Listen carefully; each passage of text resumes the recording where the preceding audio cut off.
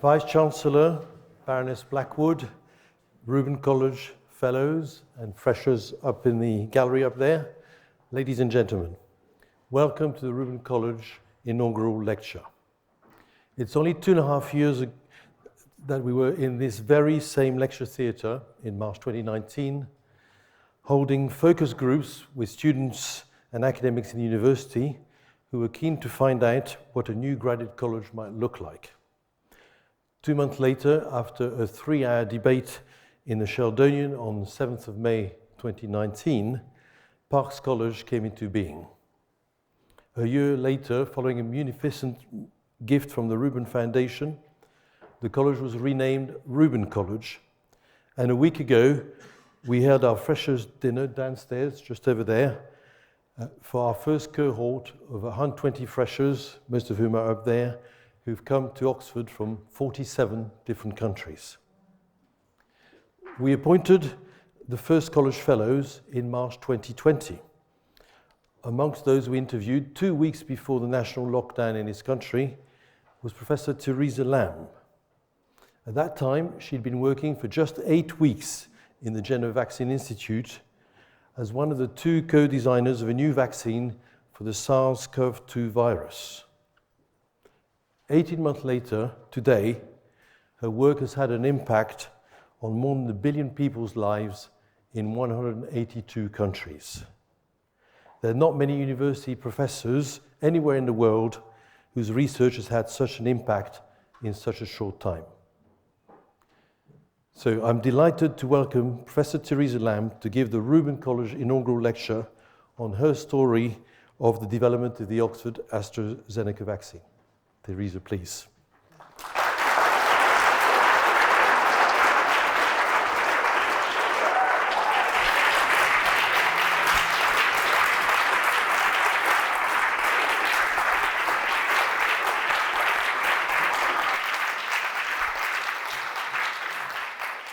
Thank you very much, everybody, and thank you for coming tonight. And a special thanks to Lionel and Reuben College for inviting me here to give this talk.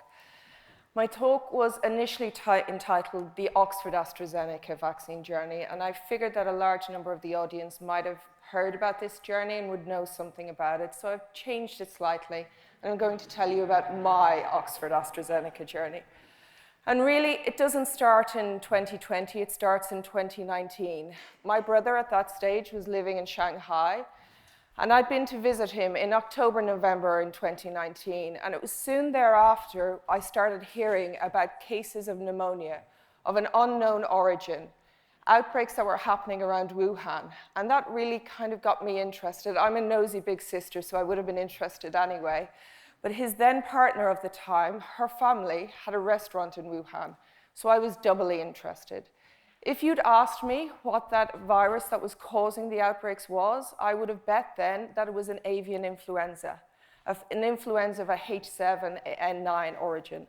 I was wrong, it happens often, but I continue to follow this outbreak with an avid interest, as did a number of other people, including collaborators Vincent Munster and Neeltje van Dormelen. These are fabulous collaborators that I've worked with over the years, and we've worked together in designing and testing vaccines against a number of outbreak pathogens. Some of these you'll have heard of, like Ebola virus disease, Zika, and SARS-CoV-1, and some don't naturally roll off the tongue, Crimean Congo hemorrhagic fever, Rift Valley fever. These are the viruses that the WHO and other government bodies listed as most likely to cause the next pandemic or epidemic when they got together after the Ebola outbreak of 2013-2014. So we started working on making vaccines against all of these emerging and outbreak pathogens. And most importantly, we also got in place a platform technology, a platform vaccine technology that we could scale, that we could deploy, that we could use when disease X happened. It was always going to happen. Disease X was the unknown, the disease that would likely come from an animal through zoonotic transfer, but we wouldn't know what it was until it happened. So how do I make a vaccine? Well, first and foremost, you need to know a little bit about the pathogen of interest. I've taken, not surprisingly, a coronavirus here.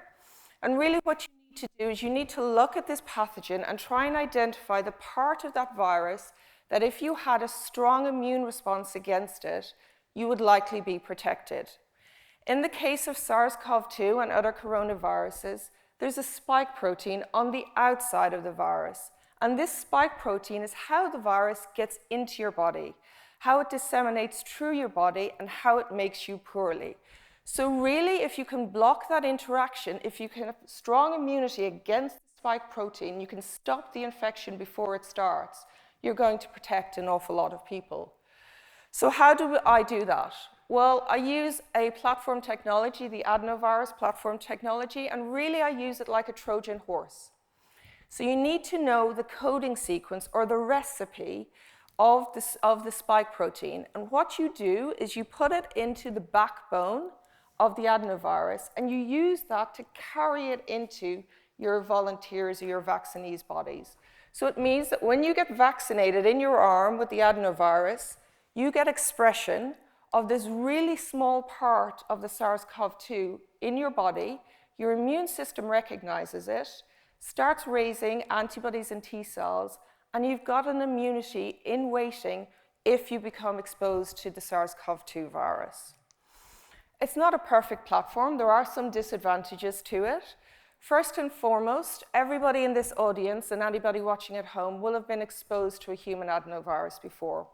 So we'll all have a thing called pre-existing immunity. And that can mean that when we give you a vaccine, you can clear it rather rapidly, and we won't get the level of an immune response that we'd like against the pathogen of interest, against the cargo that the adenovirus is carrying. So there are ways to circumvent that. And one of the ways is to use an adenovirus from a different species, a chimp-derived adenovirus. And I like chimp-derived adenoviruses for a number of reasons. One of them is that you get high levels of transgene expression. In English, it means you get an awful lot of the spike protein being made in your body. That means you get a strong immune response, you get antibodies and T cells.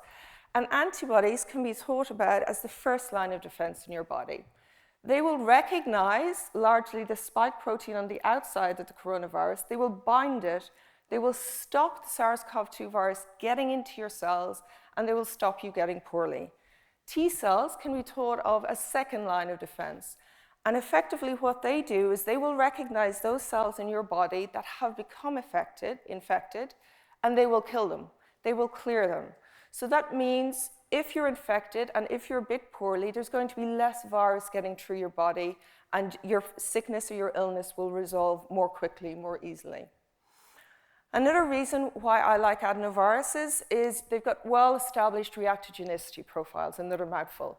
It means we know how much of a punch they pack. So we know that you're going to get a bit of a sore arm, you're going to get a headache, you're going to feel a bit miserable for a couple of days. We also really like them because they're easy to manipulate and produce, and that is really important because it means we can make more vaccine. And we can make more vaccine per liter of starting reagent, per liter of tissue culture. And that means that we can make vaccines that can get to people who need them the most in low and middle income countries. It means we can price these vaccines at a point that we can deliver them globally. So those are some of the reasons why I like adenoviruses. And this is the development process and timeline that we were faced before COVID. And it was certainly the timeline that I was looking at for making vaccines before SARS-CoV-2. So we tended to spend an amount of time pondering on vaccine design, trying to get the optimal design. And only once we'd spent some time designing our vaccine would we progress into preclinical studies. And these are animal studies. You generally start small, so you test in mice. If you get the right immune response, you then progress into larger animal models. So things like monkeys. And ideally, when you're vaccinating monkeys, you'd like to challenge them as well to see if you're getting protection from disease. Once you've got a good readout from these types of studies, you would progress into phase 1 GMP production. And the reason that the vaccine development program takes 5 to 10 years is because each of these steps, it's not an incremental increase in cost, it's astronomical. So you want to make sure that each of these steps are the best that you can achieve before you go on to phase 1, phase 2, and phase 3 GMP production.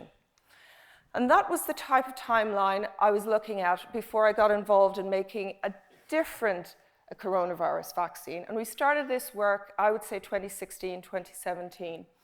And it was a vaccine that we were developing against Middle Eastern Respiratory Syndrome. It's a different coronavirus. It's found in the natural animal reservoir for this coronavirus is camels. Generally, people who get infected are those individuals who work with camels.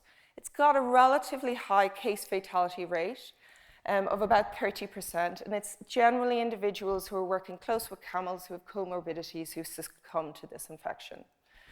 So we did what we normally do. We looked at the drawing board, we looked at the virus, we tried to pick out the antigen, the part of the virus that we thought, if you had a strong immune response against it, you might be protected. And we picked the spike protein, not surprisingly. We put it into our Trojan horse, the ChAdOx1 platform, and we started our preclinical studies. And we did these with Vincent and with Neilcha. And what we were able to demonstrate was that the vaccine prevented infection in both small animals and in large animals. And we were seeing a good immune response. And with these types of readouts, we then progressed on to phase 1 GMP manufacture. And we're very fortunate on the Old Road campus in that we have a small phase 1 GMP manufacturing facility. And it allows us to make small batches of vaccine that can progress into humans, that are made to the right specifications. We started our phase 1 clinical trial in 2018. It was a small trial, one of the few small trials I've been involved in the last 2 years. We only vaccinated 24 individuals, and we gave them 3 different doses. What we saw was the type of reactogenicity profile that we expected. So these individuals had a sore arm, they felt like they'd had a cold, but they got good antibodies and good T cells. So this was largely encouraging, and this was work that we had done before the SARS-CoV-2 pandemic happened. So to take you back to the end of 2019, the start of 2020, we were faced with how are we going to make this go faster? How do we shorten this timeline?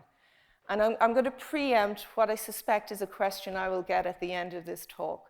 We did not take any safety shortcuts. We did everything that you normally do in a vaccine development program that takes 5 to 10 years.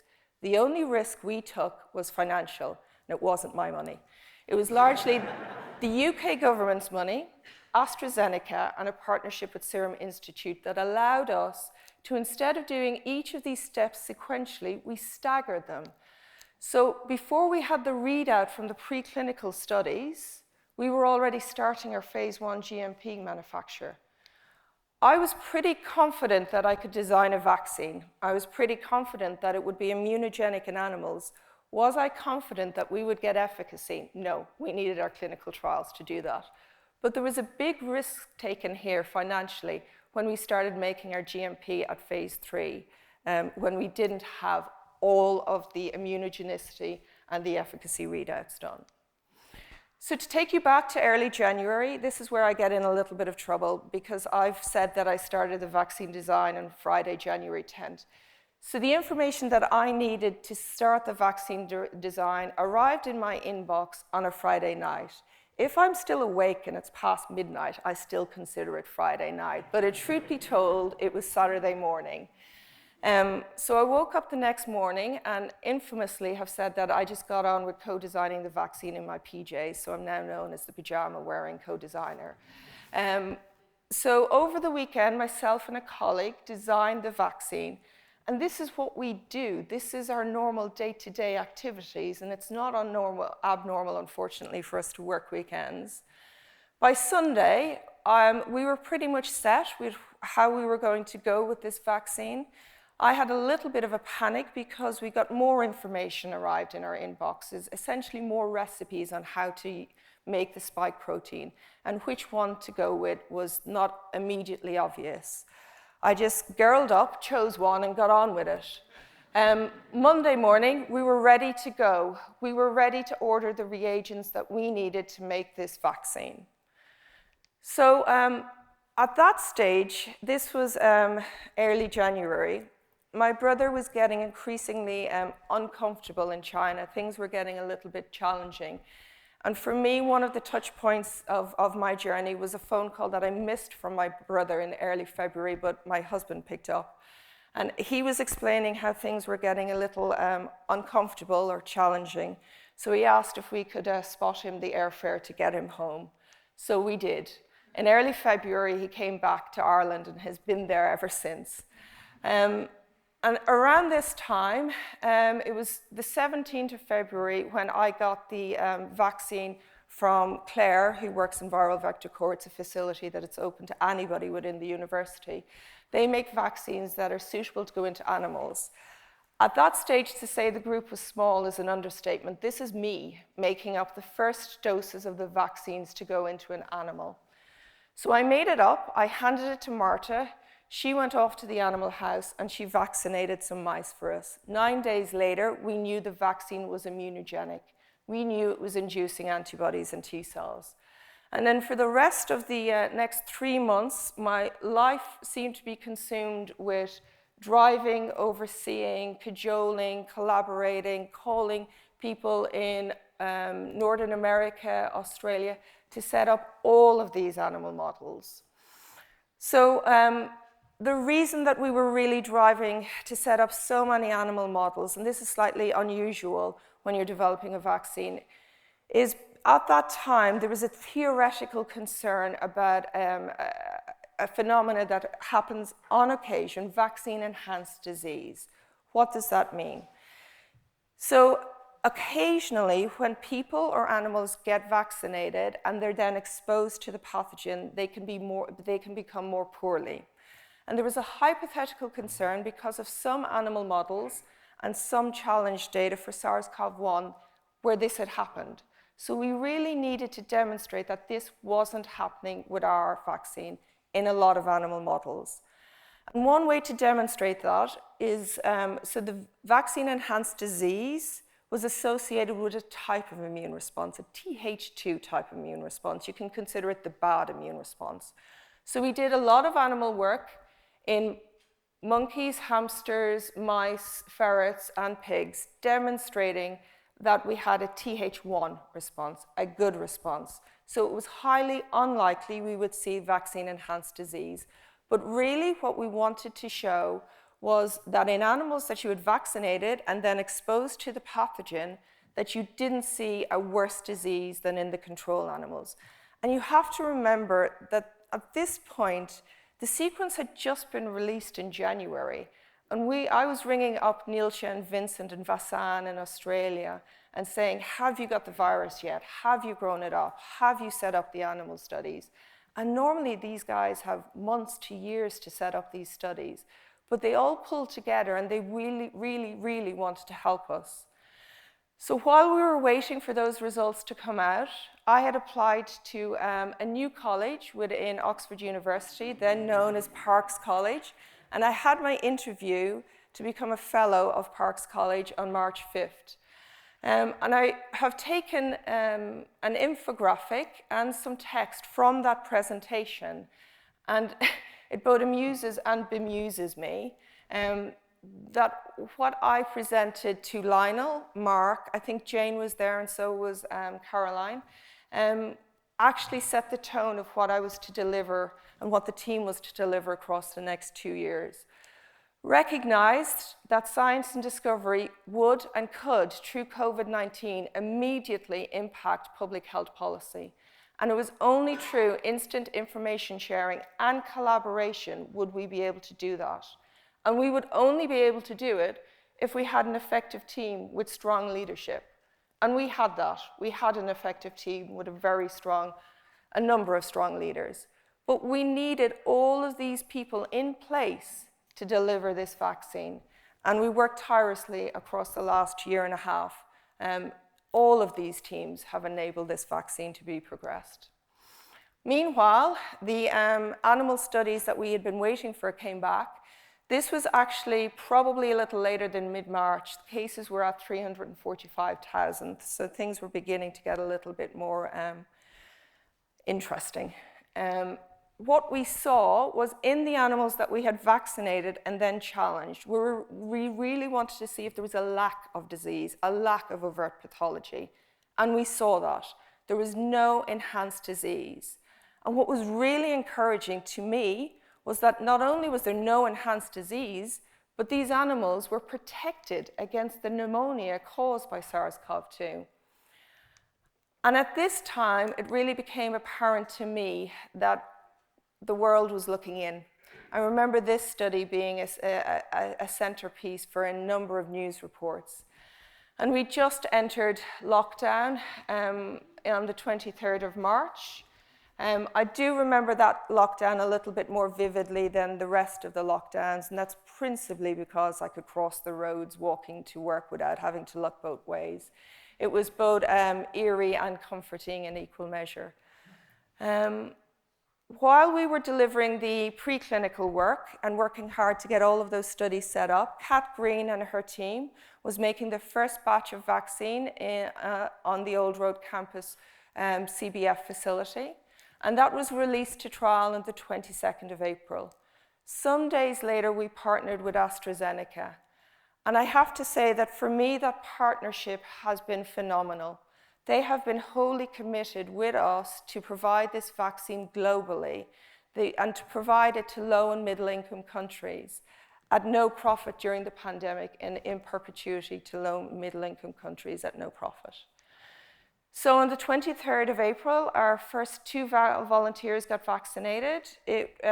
One volunteer got vaccinated with a control vaccine, a vaccine that should not protect you against COVID.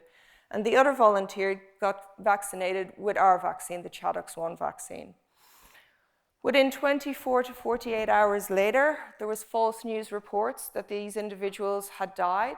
And I remember that there was a lot of scrambling within the team to basically prove that this hadn't happened.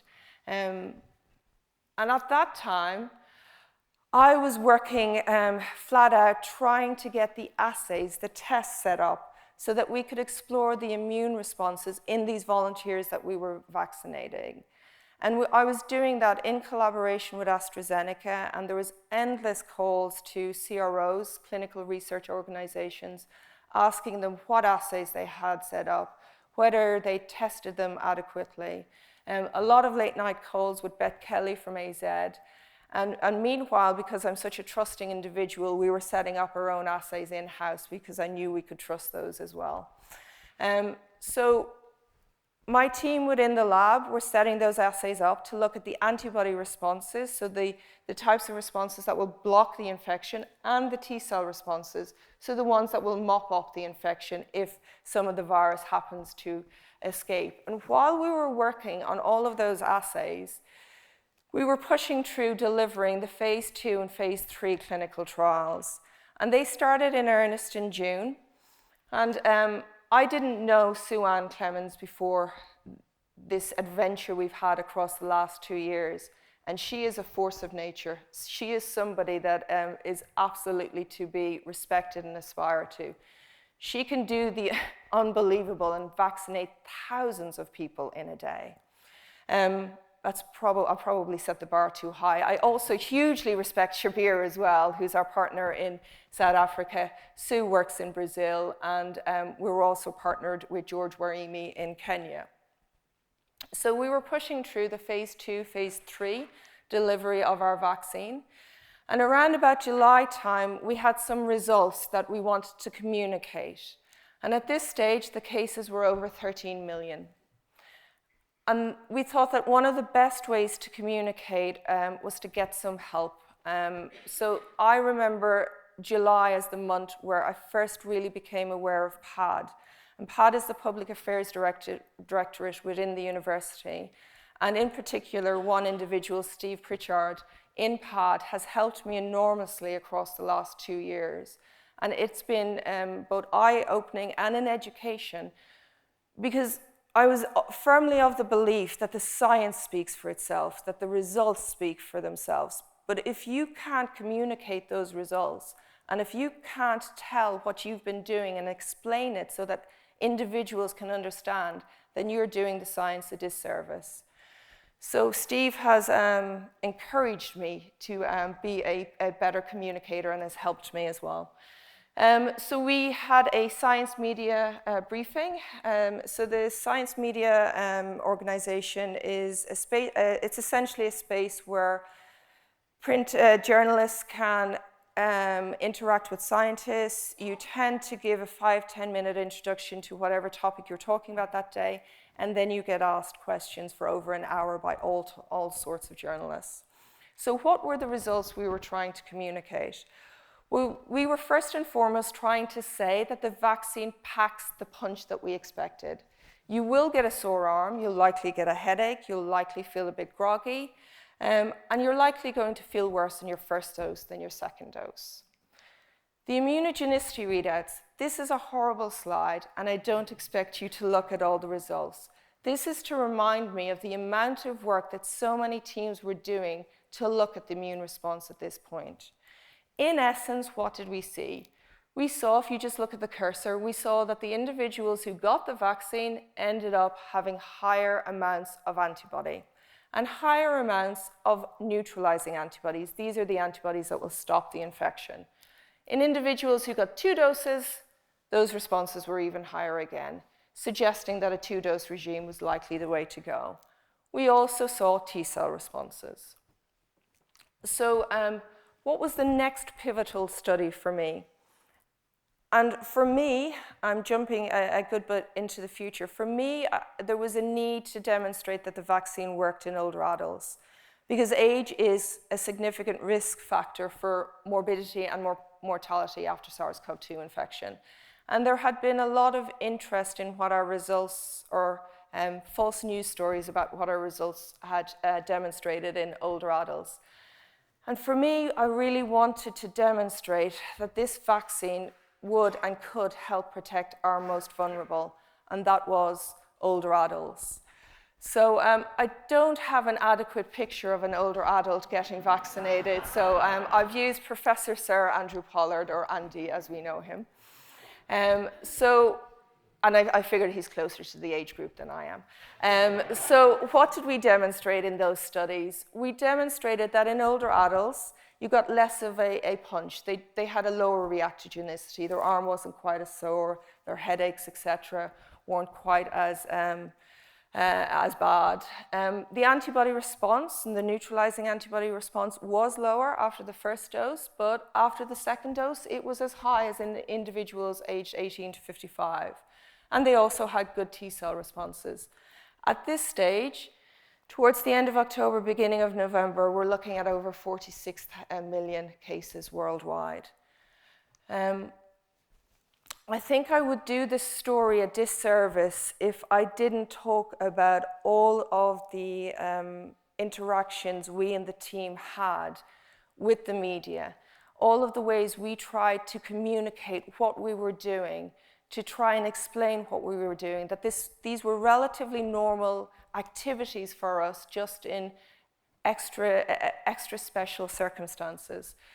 So I thought that the best way to demonstrate this was to talk about the documentaries that I was involved in across the last 2 years.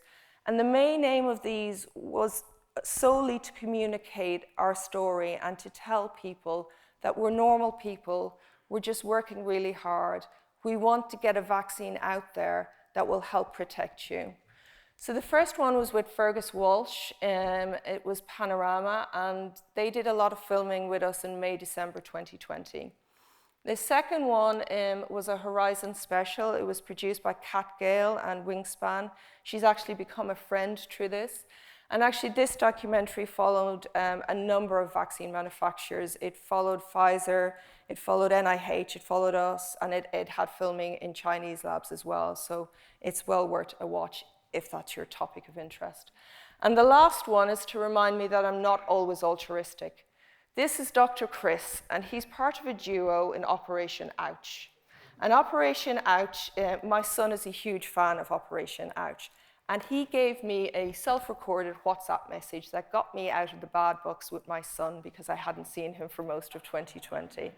So, and that meant an awful lot to me, to be honest.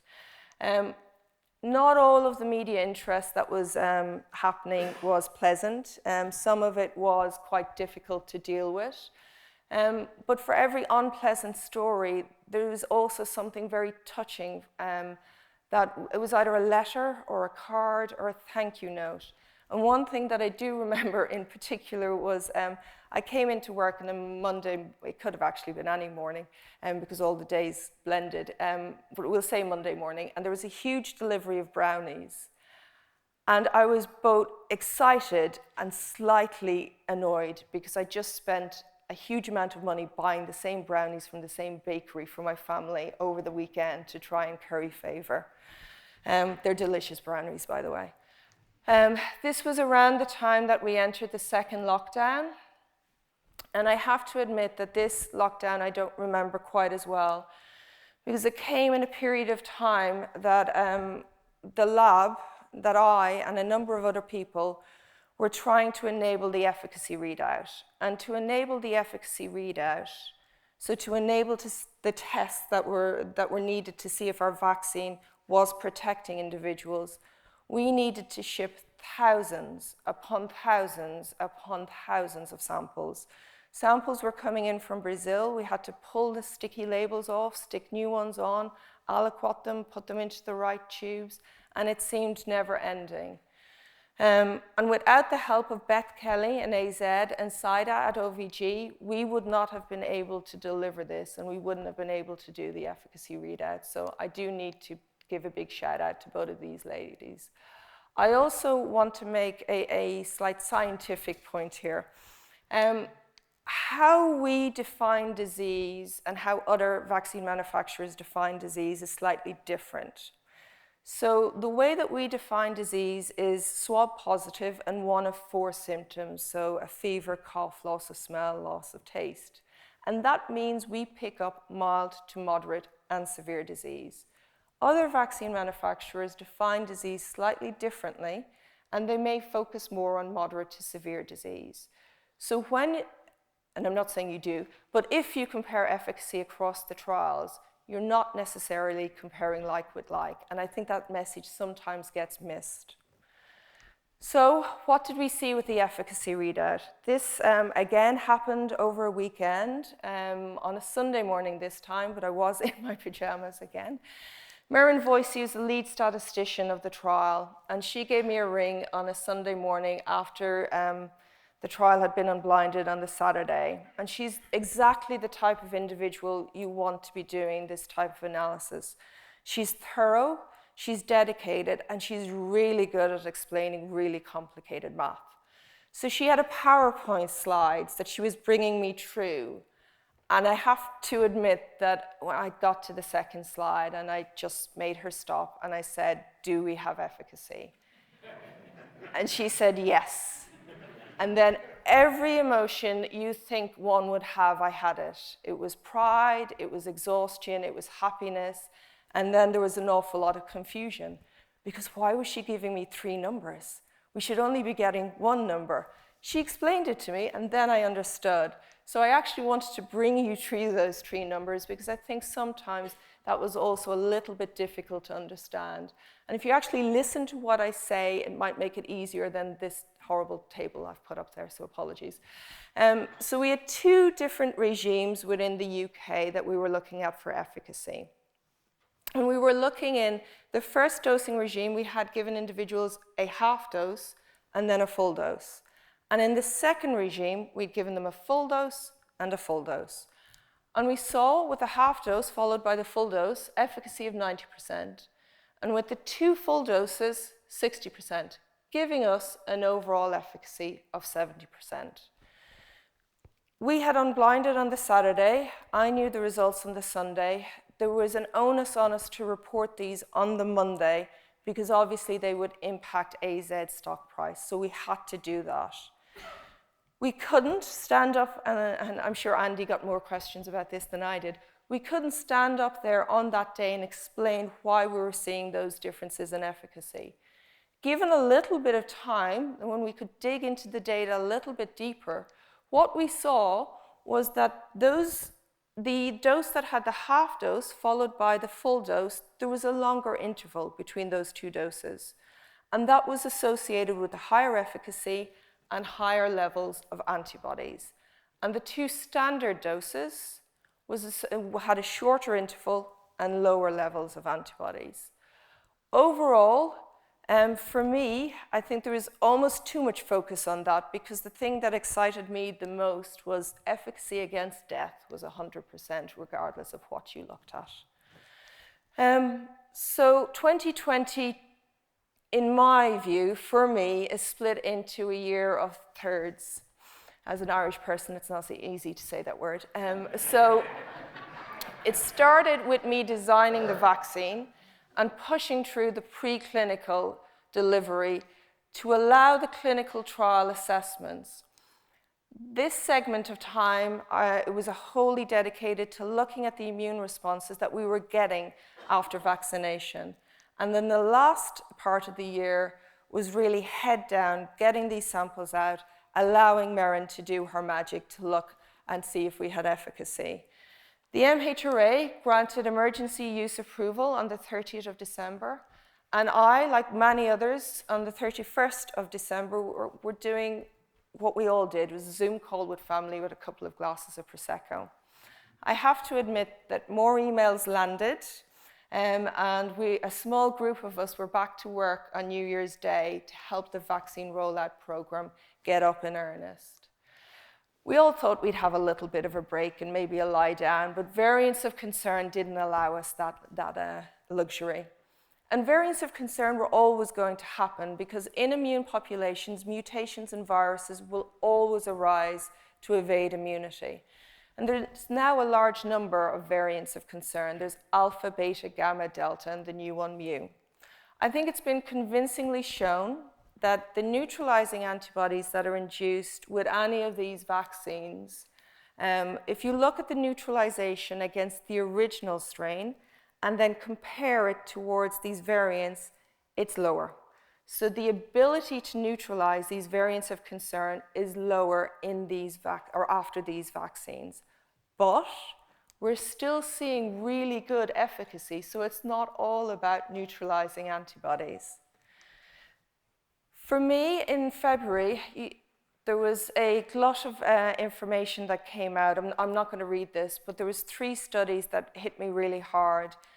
There was data from Public Health Scotland, there was data from Bristol, and there was data from Public Health England that demonstrated that the vaccine rollout was having a real impact. It was protecting people, and actually it was protecting elderly, frail individuals, the people that really needed protection.